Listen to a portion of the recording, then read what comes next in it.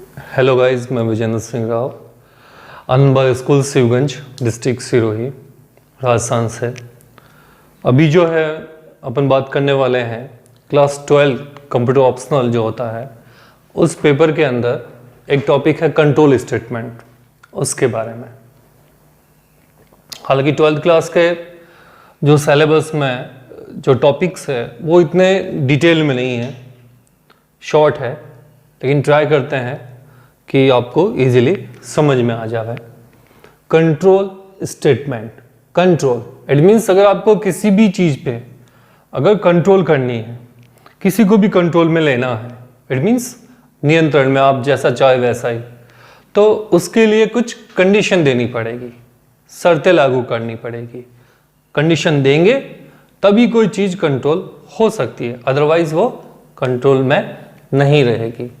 अब जब प्रोग्राम बनता है तो प्रोग्राम के अंदर जितने भी स्टेटमेंट लिखे जाते हैं, चाहे किसी फंक्शन के अंदर हो या फिर मेन फंक्शन के अंदर हो, मान लीजिए मेन फंक्शन के अंदर अपन जितने भी स्टेटमेंट्स लिखते हैं तो जब कंपाइल करके रन करते हैं तो उसके बाद में हमारा कोई कंट्रोल नहीं रहता है इन स्टेटमेंट्स पे, और सारे के सारे statements one by one run हो जाते हैं।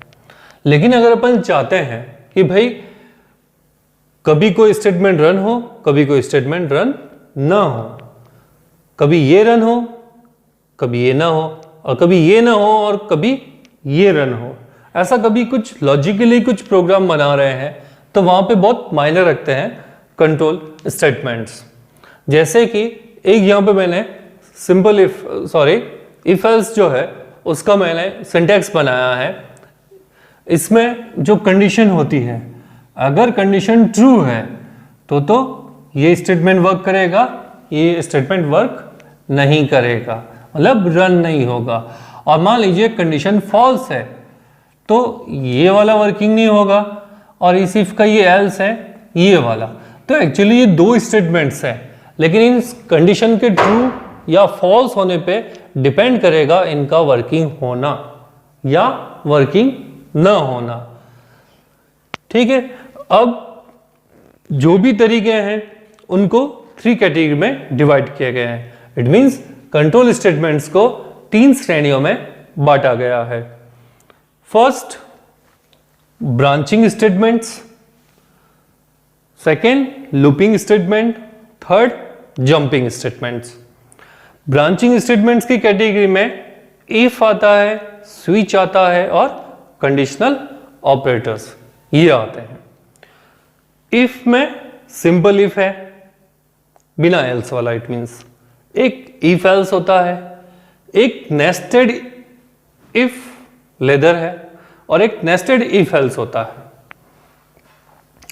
अगर आपको एक से ज्यादा जो स्टेटमेंट्स हैं उन पे कंट्रोल करना है तो इफ एल्स, और सिर्फ एक ही स्टेटमेंट्स है और उस पे कंट्रोल करना सिर्फ एक स्टेटमेंट पे तो सिंपल इफ का यूज होगा। 2 स्टेटमेंट्स हैं और दोनों में से एक को रन करवाना, एक को नहीं करवाना, पर्टिकुलर किसी कंडीशन के बेस पे, ऐसी अगर रिक्वायरमेंट्स है तो इफ एल्स को काम में लेंगे। और जरूरत से ज्यादा अगर इफ एल्स की रिक्वायरमेंट रहती है, अगर अपन को यूज में लेना चाहते हैं तो नेस्टेड इफ लेदर का यूज कर सकते हैं। और एक है nested if else. Nested it means एक के अंदर एक और उसके अंदर भी एक और हो सकता है। तो nested if else it means एक इफ एल्स के अंदर एक और इफ एल्स, और कभी कभी अगर लंबा प्रोग्राम है तो उसके अंदर भी एक और इफ एल्स हो सकता है, तो वो नेस्टेड इफ एल्स। नेक्स्ट है स्विच वाला स्टेटमेंट होते हैं कंट्रोल स्टेटमेंट। थर्ड जो है कंडीशनल ऑपरेटर। तो ये अभी थोड़ी देर इसमें कंडीशनल ऑपरेटर जो है वो टर्नरी ऑपरेटर की कैटेगरी में भी आता है।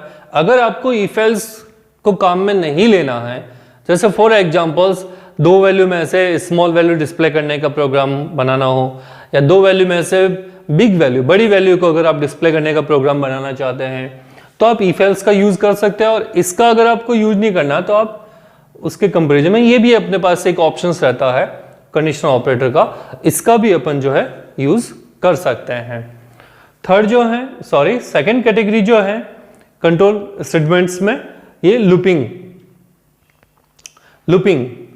ठीक है, अब लूपिंग के अंदर वाइल लूप होता है, फॉर लूप है, डू वाइल लूप और नेस्टेड लूप। लूप का मतलब क्या होता है कि पर्टिकुलरली कोई एक कंडीशन होती है, वो कंडीशन जब तक ट्रू होती रहे तब तक दो या दो से अधिक स्टेटमेंट रन होते जाएंगे। नेक्स्ट के वीडियो में मैं डिटेल में बताऊंगा इनके बारे में। वो पर्टिकुलर किसी एक कंडीशन के आधार पे बेस्ड जब तक वो ट्रू होती रहेगी तब तक दो या दो से अधिक बहुत सारे स्टेटमेंट रन होते जाएंगे, और जैसे ही वो कंडीशन फॉल्स होगी तो वो जो स्टेटमेंट्स का रन होने का जो प्रोसेस है वो वहीं पे रुक जाएगा। लूपिंग जो है इसको दो कैटेगरी में डिवाइड किया हुआ है, एक है एंट्री कंट्रोल और एक होता है exit. Entry control it means loop का जो ब्लॉक होता है, उसकी जो बॉडी होती है, उसमें घुसने से पहले चेक करना कि कंडीशन ट्रू है या फॉल्स। तो उसमें फॉर लूप होता है और एक वाइल लूप होता है। तो इनकी बॉडी के अंदर घुसने से पहले ही चेक हो जाता है कि कंडीशन ट्रू है या नहीं। अगर कंडीशन ट्रू होगी तो इनके ब्लॉक के अंदर प्रोग्राम का फ्लो जाएगा, और कंडीशन फॉल्स होगी तो इनके ब्लॉक के अंदर प्रोग्राम का फ्लो नहीं जा पाएगा। एग्जिट कंट्रोल्ड लूप जो है उसमें वाइल लूप आता है। इस लूप में क्या होगा कि प्रोग्राम का फ्लो इसकी ब्लॉक के अंदर तो घुस जाएगा, एक बार तो ये रन होगा ही अगर कंडीशन फॉल्स है तो भी, और जब लास्ट में वो चेक करेगा कंडीशन और कंडीशन उस वक्त मान लो ट्रू रहती है तो वापस लूप चलेगा, अदरवाइज वो वहीं पे स्टॉप हो जाएगा। तो सिंपली ये कि इनमें कंडीशन ट्रू होने के बेस पे ही वर्किंग होते हैं, लेकिन इसमें कम से कम ये तो एक बार रन जरूर होगा। अगर कंडीशन फॉल्स है तो भी एक बार ये जरूर रन होगा। नेक्स्ट नेस्टेड लूप, और जैसे कि नेस्टेड इफ एल्स होता है वैसे नेस्टेड लूप भी है। अब नेस्टेड लूप इट मींस क्या होता है, एक लूप के अंदर एक और लूप।